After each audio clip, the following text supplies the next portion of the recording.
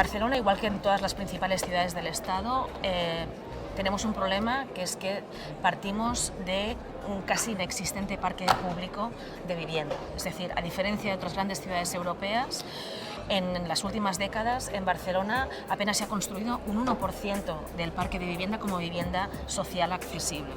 Entonces, claro, en un momento de crisis, con miles de desahucios, con un montón tenemos decenas de miles de personas que nos piden una vivienda accesible y el ayuntamiento no tiene vivienda pública, que es el instrumento más habitual de un ayuntamiento. Entonces, frente a eso, nosotros hemos dicho vamos a utilizar todas las estrategias posibles, ¿no?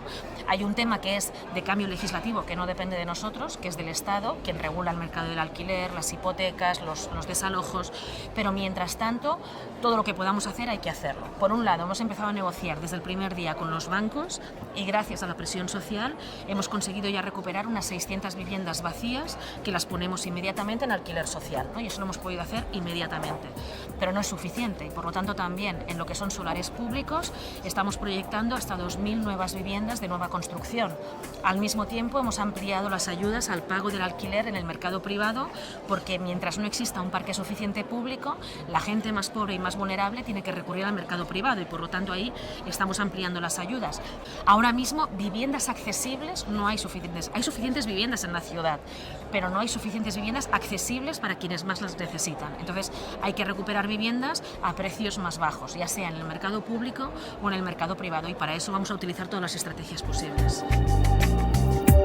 Nuestro objetivo, por supuesto, es acabar con los desahucios porque es una vulneración gravísima de los derechos humanos. Ahora bien, la legislación que afecta a los desahucios no depende del ayuntamiento, depende del Estado. Entonces, estamos pidiendo al Estado que cambie la legislación. Mientras no la cambie por la presión de grandes poderes económicos y de grandes poderes inmobiliarios, mientras no cambie esa ley, nosotros estamos haciendo todo lo que está en nuestras manos. Por ejemplo, hemos parado centenares de desahucios con una nueva unidad de mediación que hemos creado desde el ayuntamiento, y cualquier desahucio que tenemos noticia interviene el ayuntamiento para paralizarlo y renegociar el precio o bien buscar un realojo, ¿no? Y al mismo tiempo estamos negociando con los bancos para recuperar vivienda vacía. Entonces estamos haciendo el máximo posible, pero dentro de nuestras competencias, al mismo tiempo que le pedimos al Estado que cambie la legislación, porque ahora mismo la legislación española es una anomalía en el contexto europeo.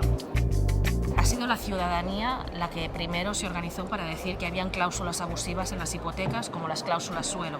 Durante mucho tiempo tuvimos que aguantar que las instituciones, todas, negaran la existencia de las cláusulas suelo. Finalmente, por suerte, Europa empezó a dar la razón a esos ciudadanos que nos movilizamos, y ahora empiezan a haber esas sentencias en los tribunales que también dan la razón judicial, ¿no?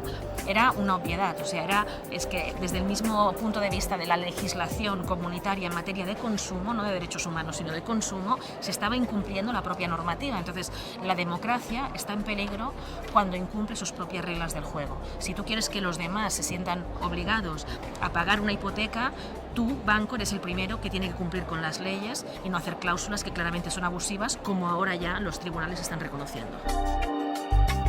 Nosotros miramos con mucho interés experiencias que ya hay en Europa, como en Berlín, como en París, donde se delimitan zonas de alta demanda residencial, y si existe una alta demanda, el ayuntamiento tiene que tener el poder de establecer primero un censo de viviendas y unos límites de precios en función también, teniendo en cuenta los niveles de renta real de la población, ¿no?